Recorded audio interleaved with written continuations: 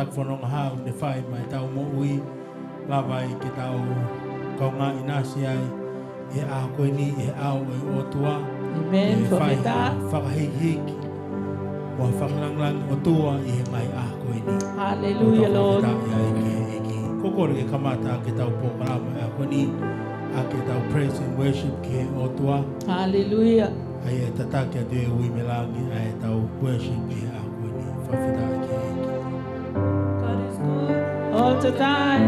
all the time. God is good. Oglelea Sihova.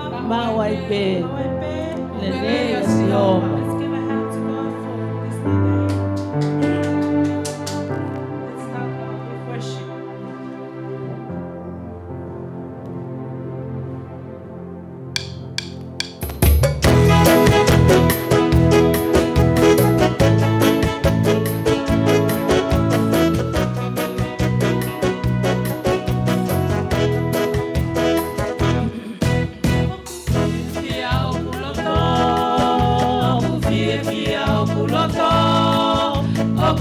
Fia o puloto, vai mi kakoi sisu. Oku fia o puloto, oku fia o puloto, oku fia o puloto, vai mi kakoi sisu. Lele teu me, teu higa, te paila, teu ikipe.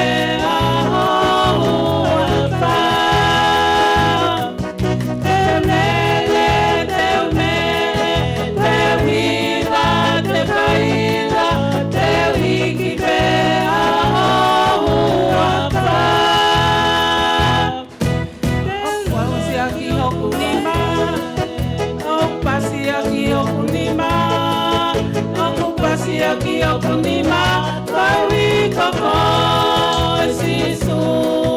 Ocupa-se aqui ao Punima, ocupa-se aqui ao Punima, ocupa-se aqui ao Punima, vai como sisu. Teu lele, teu me, teu iba, teu paila, teu ikipe.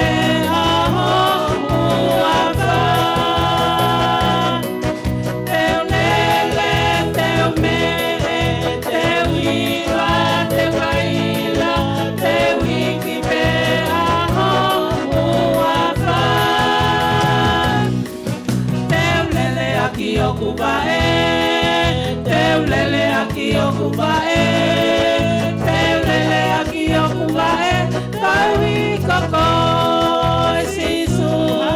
Teu lele aqui ocupae, teu lele aqui ocupae, teu lele aqui ocupae, vai mi coco sisu. Teu lele, teu me, teu ira, teu paila, teu ikipe aho uafa. Teu lele, teu me, teu ira, teu paila, teu ikipe aho uafa. Teu ofaki okuloto, teu ofaki okuloto, teu ofaki okuloto, vai coco sisu.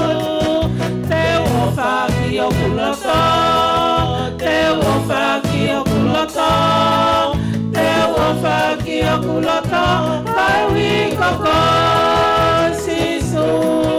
Teu lele, teu me, teu ira, teu paila, teu ikipe aho uafa. Teu lele, teu me, teu ira, teu paila, teu ikipe aho uafa. Teu lele,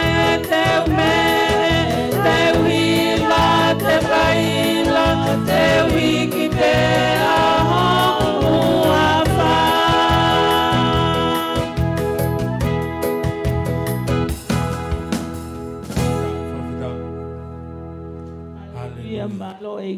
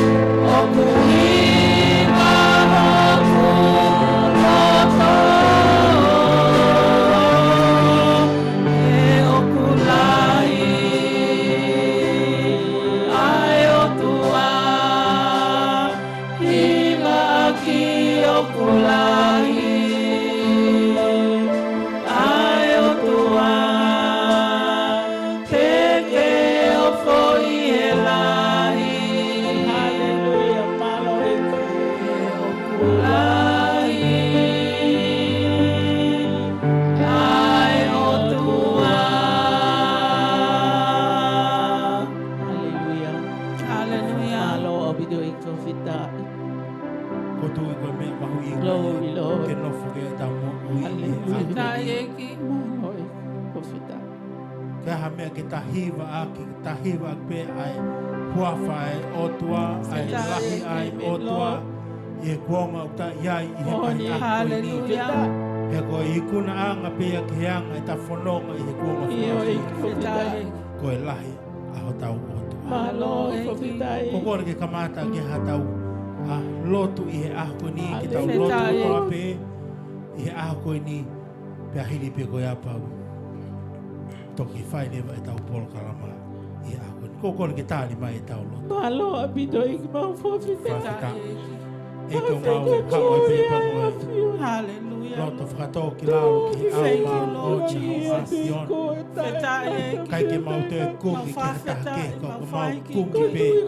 Ai o tua la moi. Ai maluhi. Ai kamata awa o ngata awa mamani o ni. Pakohi ka ia o ie o au o ie tamai. Ko mahau te au o e koe amana ki ama pe e mau walohi ama pe e mau We lift your name on high, O Lord. We exalt your name, O Lord. Profetai, profetai, profetai, Demonia kotoria te mangoria. Profetai ke wafama onia mafiona. Otape mafiona ekologia. Otape mafiona esprasumi.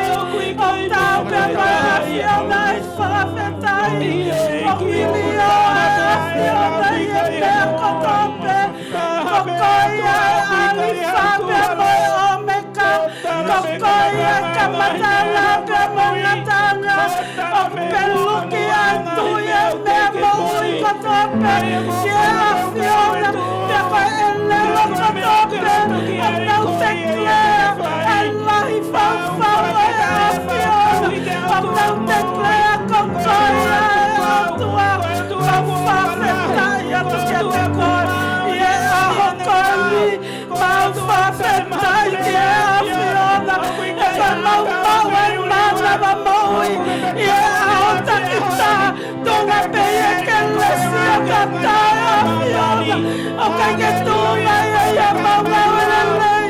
Teriana ya taya tekmoto. E fabole pole. Kasai maumawe moi. Peye ahokia. Tunga peye ye ofa. Tunga peye ye kelesia afiona. Okikaike mauevi. Ye kelesi koia.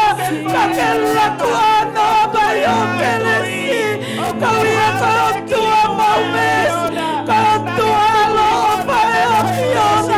Kautua koio kukeni. Vai vesi que te guardo muotakai. Ja mauwaka fetaia ja te koi. O mauwaka ikikia e uapa e afiona. Uako e ahoko tope koi mauwa fetaia uapa. O mauwa loto haia. Ie ahoko tope ki e afiona. Pauika maui o mauwau.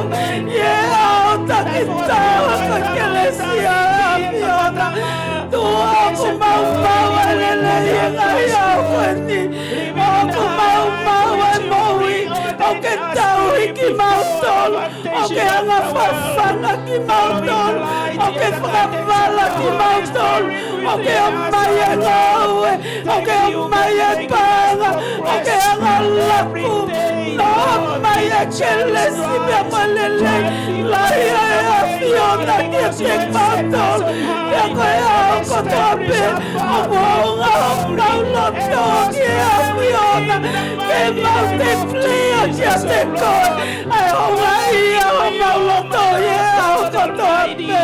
Kouika afa e afiona. Whakawhetai e kohotua lele lahi e afiona.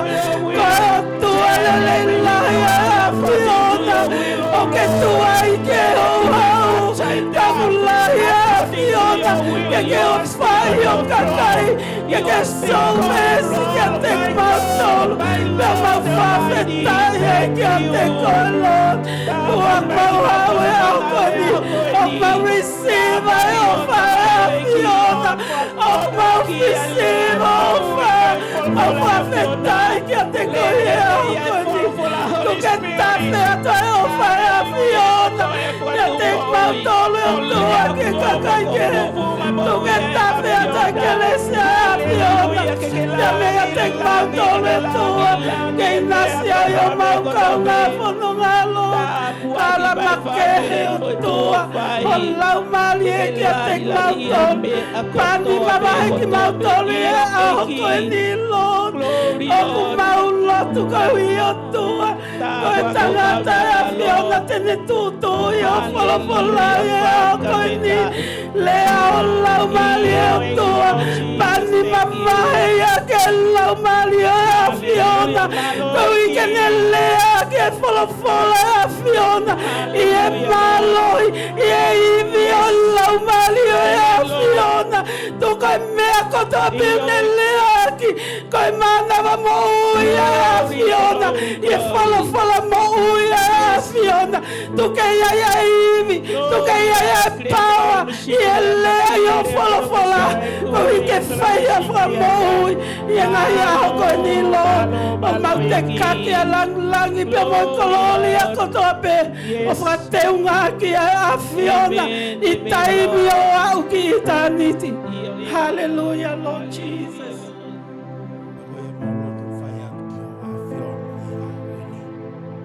Mahino e folfola ho a fiona kakai kaua ho a fiona e mau amana ke mau whakahoko e a koini ko koto kula noa pe e mau ngau e o whai kore pe a lau maari e a fiona toku mua ke whaafari ki polo kalama e a koini kalava ke tau ai kaweinga pa mo ngau e a fiona ke mau mui e wafa si sukalaiska ko mau whamui.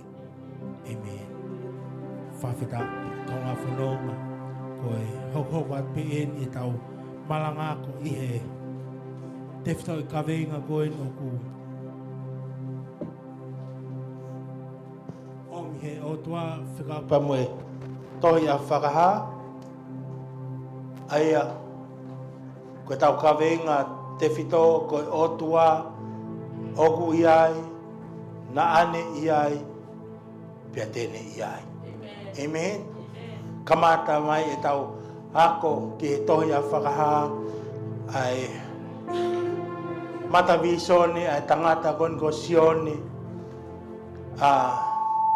pea i mata visone ko ina sione na pau ke ne fonu i he lau mari ai otua pa ko e raki mea na sio kai a sione ai lea ai otua ki ono siasi ai mahu inga ai tunga mama pa mo lau mari ai otua i loto no siasi pe ospe ko ya pe hiri pe ai mata visone ko ya sione na ne toi whakatokanga ai lea ai otua ke siasi fitu i esia maina ai a koe whika fitu koe whika hau ai pe koe completion ia ai otua pa koe whatatau ke he tohi a whakaha na e lea ai otua ke ngai siase fitu i esia maina and I believe o was feunga a noa pe neonga ko ki siase e fitu ka ku was feunga a noa pe a ngai mea na lea kai ai otua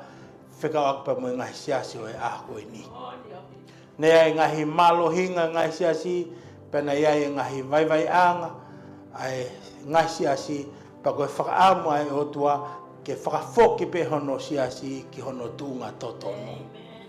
Kai ke whahua lau maria ai otua, kai ke i loto ai tunga mama ai otua i he siasi. Pako mea rewa hoko e hea e ngai siasi ai eike.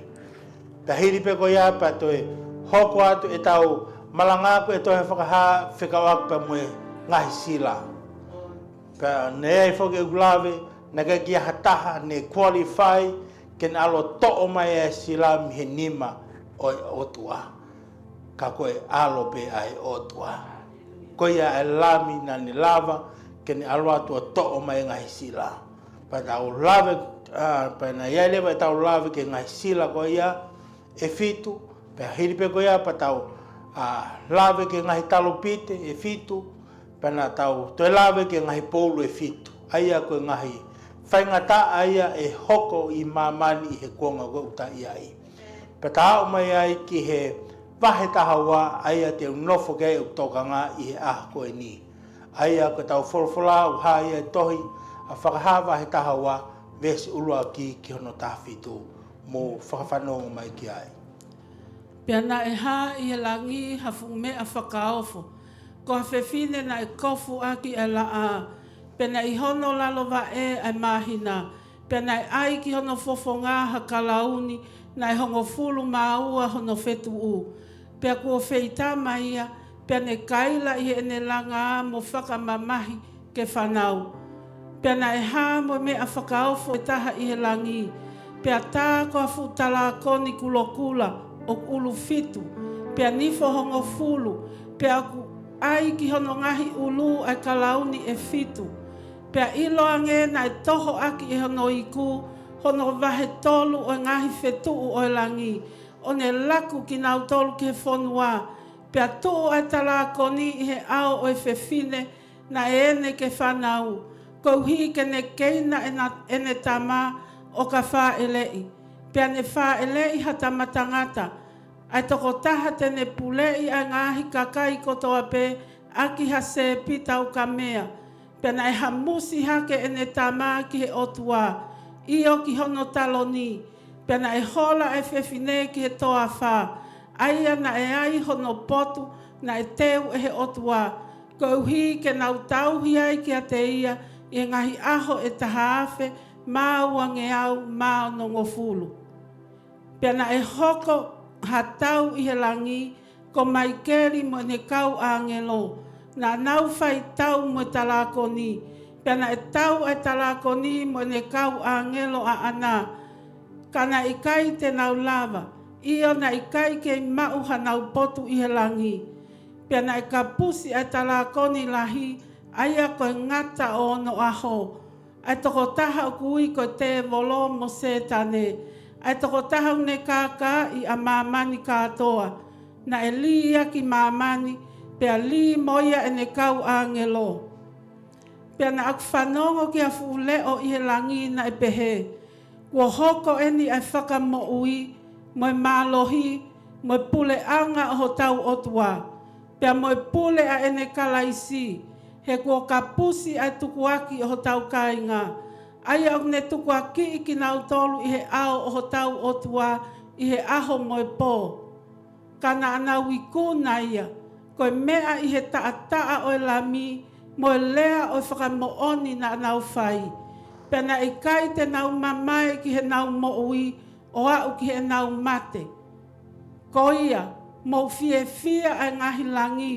Mo ki mou tolu o nofo tāpane kale i ai. Ka oia we ai whonua mo tahi. He kua hoko hifo ai te volo ki a te kumoua. O kune ita lahi. Ko ene ilo o toi si i pe hono taimi. Pe i he wakai lewa e tala koni kua li ia ki he whonua. Na ne hanga o whakatanga i ai whewhine. Aia na ne wha ele i ai tamatangata. Pena e ange ki he whewhine ai ongo kapakau o i kale lahi. Ke ne puna ki he toa wha ki he potu o ona.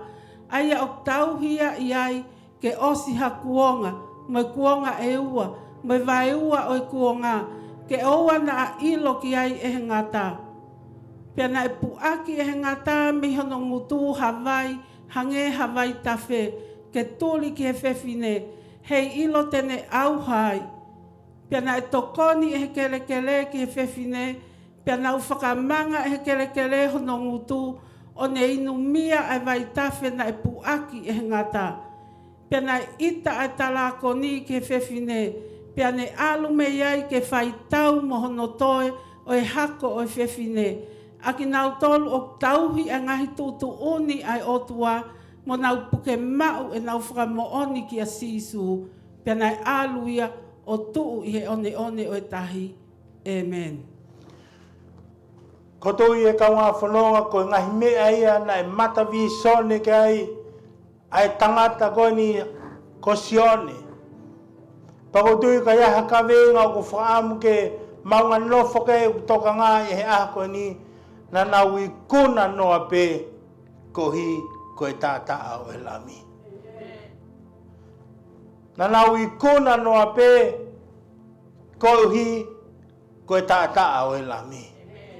Tau sio e kau ngā whanoa ki he mahu inga ai pekia kalaisi na ne whai i he mamani ko ni. O ne hanga tuku hono tata ke tafi ko hi o ha mahino i he wholofola e aha ko ni ko e moui anga bea e tangata ko e tata o e lami. Ka pao na tau whawhanongo ki he wholofola e aha ko ni. Nofo ai tokanga ai ngahi visone a sione i ha te whito i mea e wha. Ko e whewhine hoi hoi fua. Ko teu ke ne whaere i mai hatama. Ko e talakoni na e lanu kulo kula na e ulu fitu pe na e nifo hongo fulu. Pe mo e ki tamasi na e whaere i mai i he whewhine. Tako e whakaosi ko mai kare mo ne kau angelo.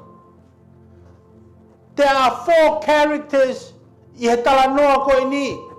Ko e whewhine, ko e talakoni, ko e tamana ne whaere i, tamo mai kare mo ne kau angelo. Amen? Koutou ia wei e tokanga mai ai otua, kia te ki tau tolu he ahko ni. Pakotui ko hinga ia ni hanga o whakafou ia sione ngahi visone ko ni. Ke iai hata tokanga pa ia hata mateu teu i he kuonga whakaosi e kau ngā whanonga. Tuku mua ke ulawe ki ngahi character e wha ko ni. Ke hama hino ke te tau tolu a ngahi visone ko ni a sione. Amen? Ko e whewhine ko e. Na e lawe ki ai wholofola o kupehe e he tokolahi a ko mere. Kai he whatatau ki whakamatala koe ai mea koe na sio kai a sione whekau aki mo ne hanga describe e whewhine ko ni o kai ki a hawawa ofi ki ai a mere mo e whotunga o mere. Amen? Kai tuku mua ke ta roki whakamatala ai ki tamasi i koe na e whaere i he whewhine. He kono ngā e hā mahino mai ai whewhine i hono tuunga o ona. Tala mai he whawhara na e whaere i he whewhine koe ni ha tamatangata. Ko e toko taha ia tene hanga purei ai ngahi kakai kotoa pe aki ha se pita uka mea. Amen? Amen. I believe this person has authority.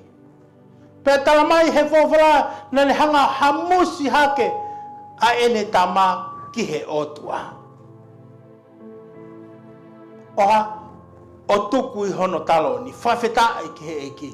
Pakotui i he tau agree kotoa pe ko uhinga i vi sone koe ni asione ki a sisu kalais. Amen? Amen. He kohono ngā kanaya, kaiai hatahana hamusi hake ai e otua. Ka koe alo pe ai otua. O ne awhio i he talo ni whawheta ki he eiki. Ha mahino mai i he visone koe a sione. Ka koe uhinga sione ia ki a sisu kalais. Ki mea e whai he eiki. He taimu koe tene hoko ai ki he mamani koe ni. Amen. Talhake ki he whewhine. Kalamai he whawhara ko e whewhine ko ni na le kofu aki ai laa. Pena i hono lalawa e ai mahina. Pena ai ki hono whawhanga hakalauni. Na hongo furu maua hono whetu o. Pea ko wheitama ia pene kaila i ne langa mo whakamamahi ke whanau. Whawheta I taimu ka nau whekumi ai, whekaokpa mo e whewhine ko ni. Ha mahino I he anga e whakamatala ai wholafola o kai ko mere e nia. Ka kuwama o fiange ai whakamatala ke he tounga o Israel. Amen. Ka hano hinga naku pehe ai ko Israeli ai uhinga ko ene ai wholafola whekakpa mo e whiwhine ko ini. Ko hono ngā na iai ai misia a Siosifa ai au haia e he tohia se nesma he tolu fitu nai pehe. Pena ne toi misi foki o ne whakaha ki hono ngahi toko wao ne pehe. Ko eni ko toi misi pea koe laa moe mahina moe fetu e hongofuru mātaha o whakao mai a Siosifa o tahaua ia. Na nau tulolo ki a te au. Tako fo ilea ina seko pe, na lili foka hingoa seko pe ko Israeli. Tako ilea ina seko pe.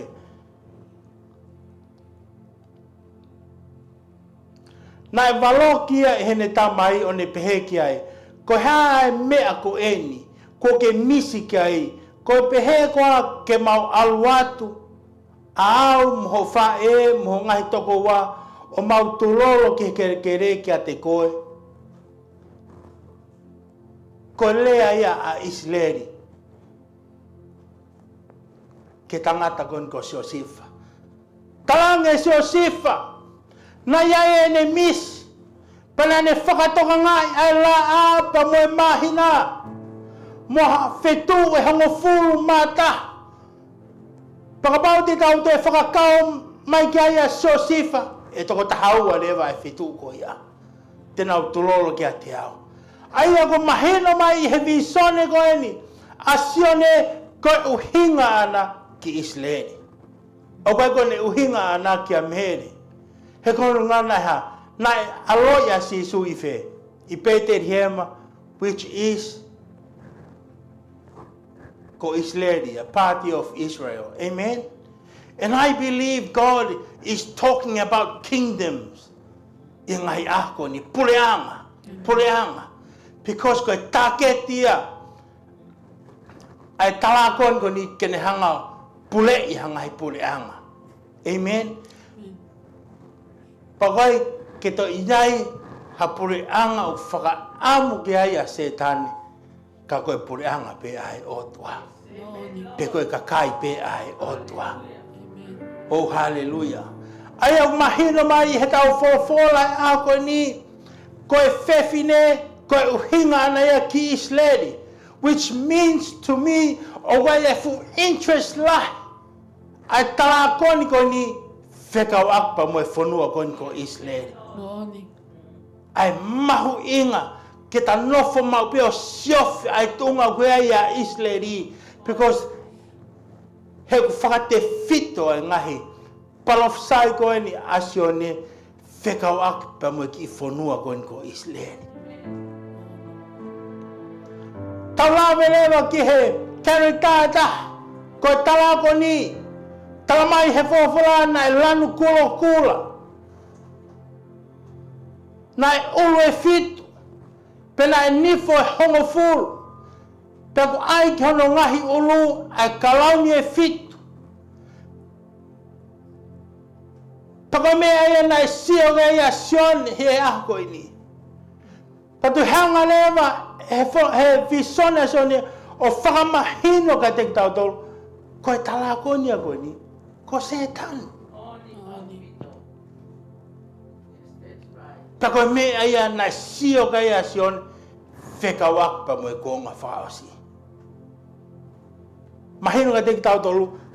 Koe fefine, ko Israeli, koe ki tamasi na e whanau I mai he fefine, ko sisu kalais, ko talako ni, ko setan. Pakoe angelo koe na e, hui koe ko mai kale, pamo ni kau angelo. I believe koe angelo koe ni, he is the one o ne nofo siofia Israeli. E mai kale. Pela kumani e ia au pito I he talanoa e ako ini. Ke hanga e whetakai a Israel pa mo tala ko ni. Amen. Tala mai leva he fola. Ko fefini ko ni ko me anane feinga ken hanga o faere mai ko tamatangata. Amen. Ka ko me ana nofo o siofi ai futala no ko ni ai nofo pe ai tala ko ni ya o take interest e ki tamasi ko ni. Amen. Amen. Nofo pe ai tala ko ni o siofi ai ki tamasi ko ni mahilo mai o ga ia fu mau inga ai ngawe ai eki e mamani ko ni. Pe tala mai he fofola na e tu a setane i he ao e fefini ko ni ken hanga keina e tamasi ko ni. Oh, hallelujah, fafita ki eki. And I believe ko me tatau pe ia ai firi o ne fai ki ho mo i he ako ni ko ne nofo pe o siofi pe ho mo i he ako kotoa pe i he momenit kotoa pe i ngai fainga mari kotoa pe ko hi o kai ko koe ka koe ha la mari loto ia te koe he ngai ako ni he ko me ena ne fai ki Israeli na le nofo pe o siofi ai fefini ko ni ene te waki whanau i mai ai tamasi ko ni. Oh, hallelujah, whawhita ki he eki. Koutou ko mea e ke ta tokanga ka hi ngai a ko ni e kaunga whanonga. Ok siofi ko he whiri, ok siofi i au he whiri, ok siofi e whanua. He whiri ko hi ko ha, ko e kuonga ko ni. Oni apito hiki. Pea mahu inga. Oni mai e. Ke ta nofo tokanga ki heanga ta whanonga i he kuonga whakausi. Iyo eki. He koe ia take interest ai whiri ki ho mo'i. Oni apito. Mo e ku mo'i. Fita. Ko hi koe lau maria koe ku loto ia te koe. Hallelujah, Lord. Oh, hallelujah. Amen. Ka tala mai he wholofola he aho ni. Na e, mo me ni tipe na e whaele ia he whiwhine koe ni ai ki tamasi na ne hamusi haki. Na e hanga he o toa hamusi haki ai ki tamasi. Oh, Hallelujah, hallelujah. Ko me au whakaam kia ai o toa kia te tau he aho ni. E ta nofo a ki taua o whiohi pa moe o toa ta koe mea ia ai o toa o ni hanga hamusi koe me ngai. Iyo. Ai ahi ko toa pe ai whiri. Amen. Amen. Ko me eu mahu inga ke ta maunga nofo ki he o toa i he konga whakaosi. Ta koe mea ia ai o toa ko ni hanga malu i ho mo'i. Hamusi hake ho mo'i. Ke wana lama i whiri o i kuna i ho mo'i. I he konga koe nau ta whanonga. Glory, Lord. Pa koe whaamu e ta mo'i. Ke whahanga mau pe o toa. Hamusi hake ta mo'i. Hamusi hake ta mo'i. Hamusi hake ta mo'i. Moni. Ke ta maunga nofo. I he ao e o toa. Whawhita eki. He ko me aia. Koe hauanga ia. Ai ki tamasi koe ni. Kai ke ilo e Israelia. E na hanga alo i mai ai ki tamasi koe ni. Na os hamusi hake pe ia he o toa. Whita eki. Ke oua. Na hanga he video alasia ki tamasi koe ni. Malo. Tau ilo i kotoa pe he tau foki koe ki he tala noa koe. I kai koe na alo ia ia sisu. Tala mai he fofola na nahola ki fe. Ispite. Oh, hallelujah. Because o toki ai pe I appointed time ni ai otua ki hono alo. Moni. Pakapau ko filangalo e otua, no, not yet.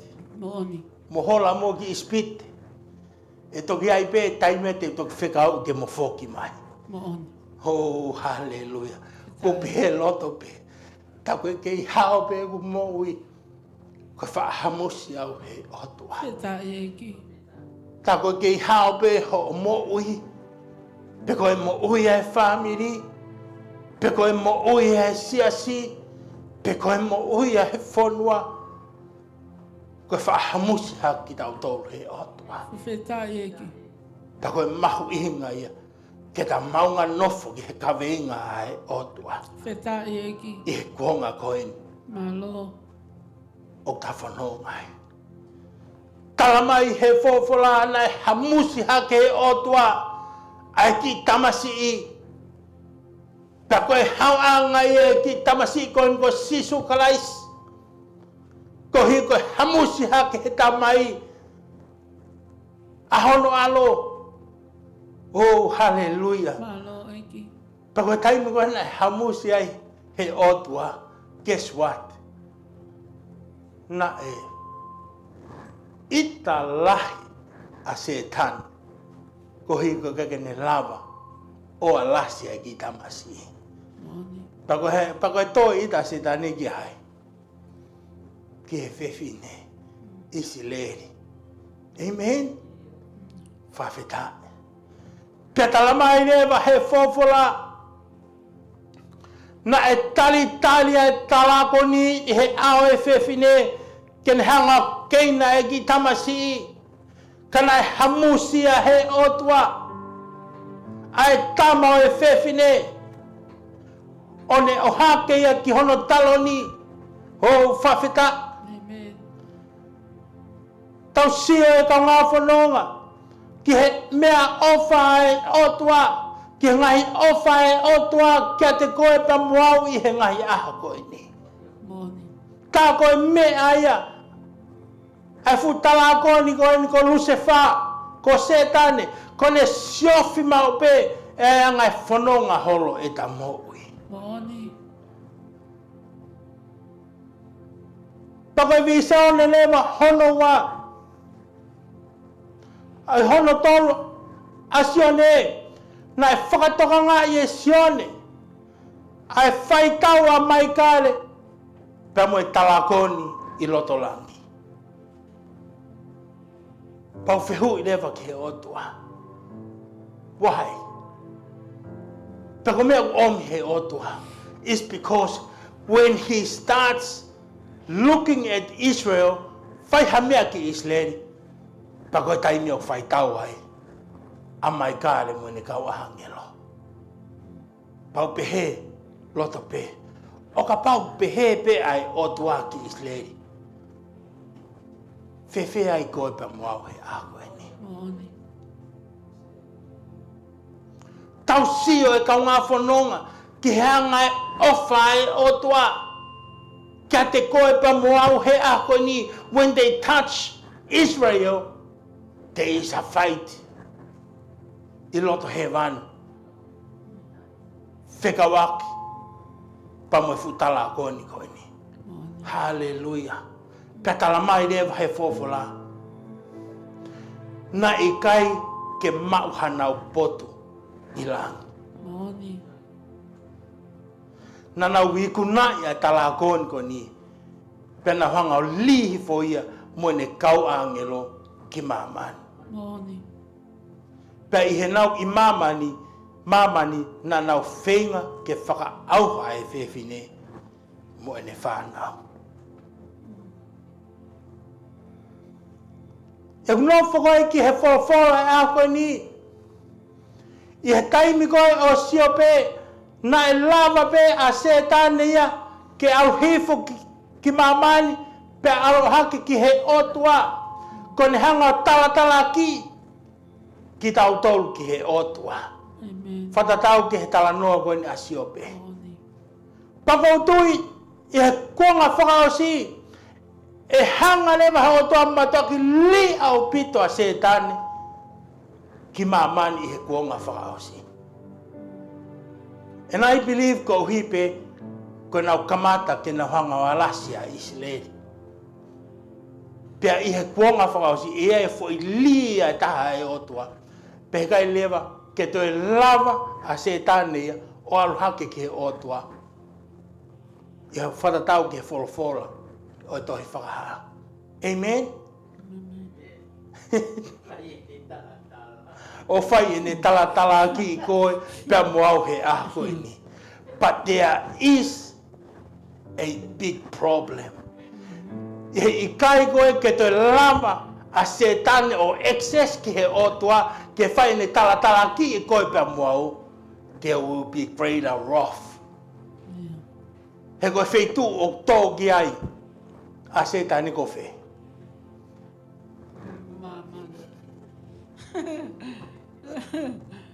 Oh, hallelujah. Ko e fonua pa mo tahi, which means ko mamani. Tau sio i he konga whakaosi. Aia ko takamata ki ta whanonga tua i he ngai a koe ni. There will be greater wrath kohi koe kai ke toi lava se tani ia. O aluhake ki he otua ke whaihono taratala ki koe pa moau i he ngai a koe ni. Hallelujah. Whawhita i ki he eiki. And I believe ko me e tau sio mata ki he ngai a koe ni. Ko kamata. Ke toi malohi ange. Ai ngau e ai whiri. Whekau akpa mo ki whanua koen ko Israeli. Amen. Kai tala mai he tau whawhara. Yes. Halasi hok whanua. Kau toki hanga akahi koe. Ke oa pena ke toi tuha koe ki he otua. Kai tala mai he tau whawhara. Nā ne whenga. Ke ne hanga whakaauha. Ai whiwhine koen ko Israeli. Oh, hallelujah. Ka ngā whanonga i ngai ako ni. Kai ai hawasi ke ta nofo o siofi he ngai ako ni. Ka koe ngai mea koto pe hoko ki Israeli. I he kuanga whakaosi. Pango tui koe whakaamua e otua ke ta nofo siofi ai whanua koe ni. Kai ai hawhanu palopalema ai whanua koe ni. A Israeli. Pag mahino lewa. O koe ai e ngau e malohi ai whiri. He talamai he whawhara. Na e hola. A Israeli o nofo i he toawha. Ko e ne whenga. Ke ne toi. Pe mi he rof ko e ne hoko. Ko hi. Ko e loto ma mahi. Ai tala koen ko e ni. Ko hi kono akahi. E mai kare mo ne kau angelo. Whawhita i ki he otua. Kana e tala mai he tau whawhara. Na e whanongo a Sione ki ha leo i he langi. O pehe mai. Ko hoko eni ai whakamo ui, mo e malohi, mo e pule anga ho tau otua. Pa mo e pule a ene kalaisi he kua kapusi ai tukuaki ho tau kai ngā. Ai au ne tukuaki ki nau tolu i he ao ho tau otua i he aho pa mo e pō kana nau i kuna ia. Amen. Oh, hallelujah. Tau sio ke he mea setane o ne whai ki ho mo ui. Ka koe ta nofo noa pe ki tau a hen. Ka koe mea ia a tane o whai. Ko ne whaalohake ki he otua. Amen. Tukuaki ho mo ui. I he aho ka mo e pō. Kai tala mai he tau wholwhole ako ni. Kana nau i kuna ia. Koe mea i he tātaa o e lami. Ka ngā whanonga. Koe maluanga pe ta mo i koe tātaa o kalaisi. O kui kai koe ngahi. Mea o e mamani ko ni ni hanga malu i ho mo ui. Pe ko ngai whakotutu e mamani ko ni ki ho mo ui. Pe ko ngai whakotutu e puleanga ki ho mo ui. Pe ko ngai whakotutu e ngai potunga we whikak mo ho mo ui. Kala mai he wholofola e ako ni ko e hao anga pe e mo ui. Ka ko e tata o e lami ko sisu kalais. Ko sisu kalais. Pagton ke nofo ke ta mo ui. Whawhalala ke ta mo ui. Ngai ako ni. He kushanga he wholofola e ako ni o whakamahino ke te tauto. Tā koe tā taa pe o e lami. Ko i kuna anga ia e mo'i. Pete tala mai he whawhora he ako ni. Kai ke ngata pe. Ai tā taa o e ki. Tamu e ngahi lea o e whakamooni na nau whai. Amen? which means kupau kita lea be I he fola e otua Amen. I he aho kotoa pe pamono tata. Whawhetai eki. That is the hidden secret ke hi kuna anga e ta mo ui he ngai aho. Malo eki. Pela I kai te nau mamai ki he nau mo ui o au ki he nau mate. Ko ia mo fia e ngahilangi mo ki mo tolu o hunofo. Tapani kare ia I. Ka oia we ai fonua mo tahi. Which means e forfogo ni a koe o hunofo ho falala I he fonua ita pe koe mamani ko ni koko ia te ke whakawafa. Moni. He kua hoko hifo ai te boro kia te ki moua. Pako ni hoko hifo o ne italahi koe ne ilo o toi si pe hono taimi. Moni. Koe mea ia uta whianga ngai mo ngai whengata lahi I he mamani koe ni ko hono hinga ilo e se tane kua ofi hono taimi. Moni opi. Toi si pe hono taimi. Pene pe mahu inga ke ta mateu teu e kaunga whono he ta whanonga ati he konga koe ni. Moni. He kuofi a hono taimi. Moni. Pea une fu italahi. Oh, hallelujah, whawheta. Koe me ia hoko. Kia se tani he ngai ah koe ni e kaunga whono. Ai mahu inga. Ke ta nofo he ngai ah koe ni o mateu teu I ngai aho kotoa pe. Pe talamai lewa he fofo. I he wakai ko he talako ni. Ko lihi fo ia ki mamani. Nane hanga o whakatanga I ai whewhine. Moni. Aia nane whaere ai tamatangata. Pena ange ki whewhine ai ngo kapakau o I kare lahi. Ke ne puna ki he toa ki he potu o ona. Aia o tauhia iai ke osha kuonga, moe kuonga e ua, moe vaiwa I kuonga, ke oa na ilo ki ai I he ngata. Tau sio ke he otua, ai ne nofo maupeo malu, a hono kakai, a isleri I he ngai aho ini. Amen.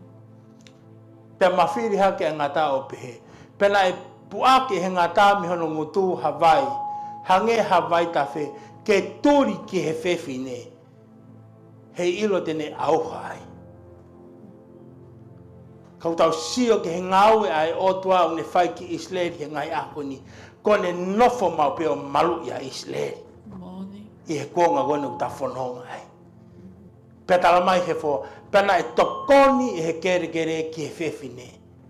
Pena o whakamanga e he kere hono ngutu, o ne inu mia e vaita whe, na e puaki I he ngata. Moni. Amen. Ka mea te tau nofo, tairi iri, mo mana wahe, mo loto si kia he aho ni. Tā koe, o ku nofo ai o tua ia. O malu I holho o mo ui, no e ku mo ui. Whetai eki. Whawhetai ki he o tua. Alo. Penai ita e talawa ko ni ki he whewhine. Pene alumi ai ke whai tau mono toe o e hako e whewhine. Which means o kai wheku ma se tani kono ngai hako. Aia ia o koe ia pa mau he hako. Whetai eki. Kai tau te fito. Kia te ki nau tolu o ku tauhi a ngai tutu uni ai o tua. Mo nau puke mau e nau whakamoni ki a sisu. Whetai eki. Wow. He's coming for you. He's coming for you. O ha. Ai tala kon ko ni kia te koe pa mau i ako ni. Moni. Kau tala mai he tau fofora. Hei. O kau mo ui kotoa pe. Pa mi he tata awalami. Whetai eki. Pakutui koe tu unga ia ke ta nofo ki ai e ngai ako ni. I kuonga whakaosi. Ka ngai mea ia nai sio kia ia sion. Koe whakahanga mai be kia te koe pa muau. Ke ta whanonga ki ai whola koe ia I he ako ni. Ai mahu inga ke nofo e ta whalala ke he otua. Amen. Ai mahu inga ke nofo e ta whalala ke he tata o e ki. Whetā e ki. O whakamau ke e ta moui. Pea nofo ke e ta moui. I he ngahi ako ni. O whetā e ki. He kamai he whawhara. Koe taha pe ia. Ai kuna anga. He ta whanonga he kuonga whakaosi. Koe tata pe ia he langa. Hallelujah. Whetā Amen. e ki. Amen. He koe ai whikumi mai e. Ai whiri kia te koe pa moau I he kuonga whakaosi. Mooni. Kokore pe mua gau I me langi ne tai mai e ki whohiwa koe ni. Okulahi a he otua. Amen. Ke tōtō whakamanatu. Mau pe kia te koe pa moau he ako ni. Ok ta whanonga pa moe otua lahi. Hallelujah. Neo me tau whanonga I he mamani ko niu tau pehe oku whahua e whiri no. Kau lea mai I tau whawhara e. I'm still in control. He koe o tua lahi. O tau hiki ai.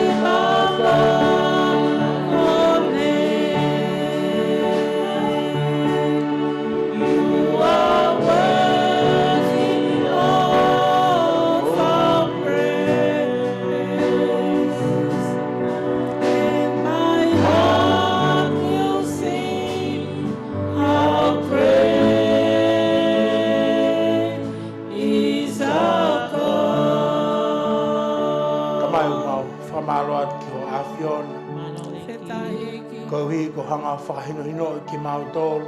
Hallelujah. Ke mau ilo I a ngahi mea o tonu ke mau whai I he kuonga whakaosi. Whetā e ki. Ako lea aho a whiono ke whai ka te ki mau tōru.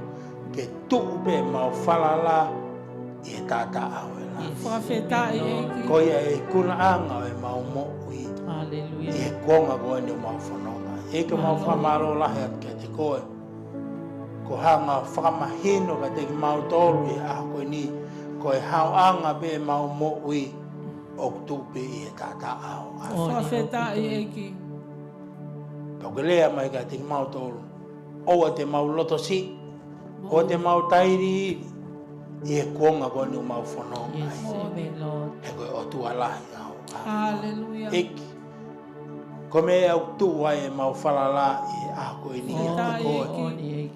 He kokoe he o tuala hi. Kokoe ai malu anga e mau mo ui. Moni. Kokoe ai kamata anga.